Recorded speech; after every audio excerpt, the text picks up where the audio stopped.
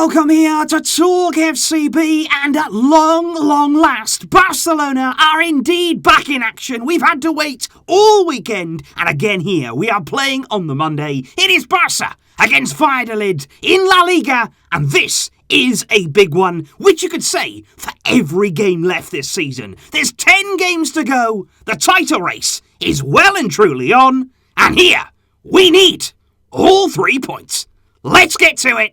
Come on! Kickoff will be coming to us, like I say, on the Monday evening, once again, 9 p.m. local time there from the Camp Nou. It is absolutely great to be back here after this international break. And indeed, already this weekend, we will have had to have watched both Madrid clubs in action, and we will know what we have to do. Real Madrid getting their job done against Eibar on Saturday, thanks to goals there from Marco Asensio and yet another Karim Benzema strike. And later on Sunday night, it is a big fixture in La Liga as Atlético Madrid travel there to the Ramon Sanchez Pizjuan to face Sevilla, and that is a game that we're all going to be tuning into because that's one of Atletico's biggest remaining tests this season. And when we look here at the La Liga table so far this weekend, you can see that Real Madrid with that win have moved up into second place temporarily until we are in action. Atletico Madrid there, 28 games played, 66 points right now.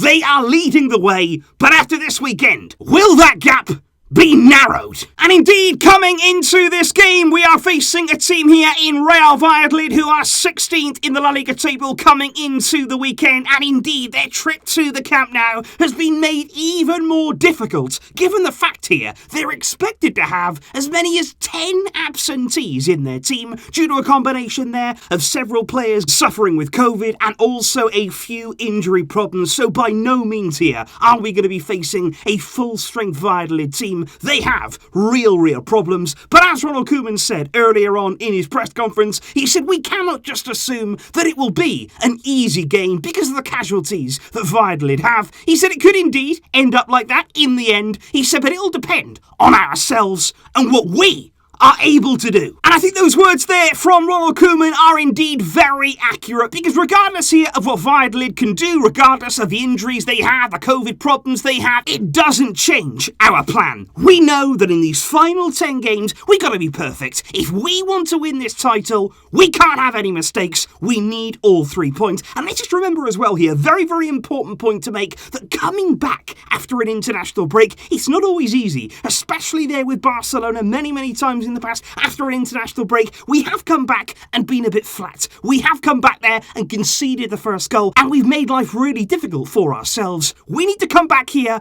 be focused, continue where we left off, all of that good form, all of that good feeling, 100% focus.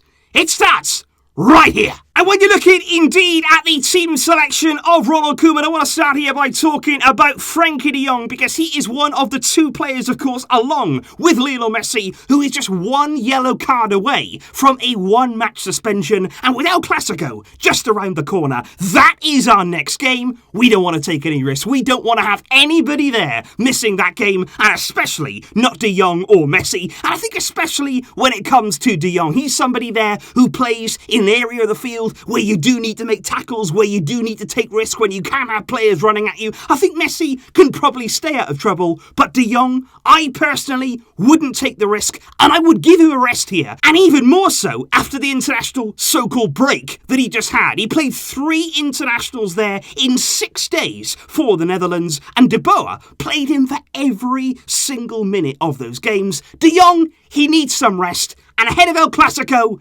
let's give him that and take no risks. And in terms of injured players potentially coming back into the selection, Gerard Piqué's been somebody over the international break, has been stepping up his recovery bit by bit. He has been working to get back there with the Clásico in mind, and also there the Copa del Rey final. And over the past few days, he has been training more and more there with the first team and getting involved with the full session. But tomorrow. He will not play against Valladolid. It's come there a little bit too soon for him. The club do not want to rush him back. They don't want to take any risks at all. He's going to be assessed there throughout next week to see if he will be ready for El Clasico, but he won't be involved tomorrow against Valladolid. Whereas Sergio Roberto, he does have more of a chance of being involved. He also has been there working on his recovery. He could definitely play a part tomorrow, or at least be involved there in the squad list. And if he does play, it would be his first appearance for the club in 2 months. And when we move on to the starting lineup that Ronald Koeman could indeed call upon for tomorrow's game, of course we are going to be starting there in goal very, very strong with Marc-Andre ter Stegen. I personally would stick there with 3 at the back. You may say that in a game like this, do we really need to do that? But I think what's important here is that continuity. I would play Mingueza, I would bring Araujo back into the team, and I would also play Longley there along that back 3, which would certainly help us there, keep that structure and avoid any mistakes in front of goal. I would certainly keep Serginho Dest in the team. He was brilliant, remember, in our last game in the league against Sociedad, and he also continued that in the international break there playing for his country. Jordi Alba, exactly the same. Both of those wing backs there are in incredible form, and that's also why I would stick to 3 at the back, because it suits them so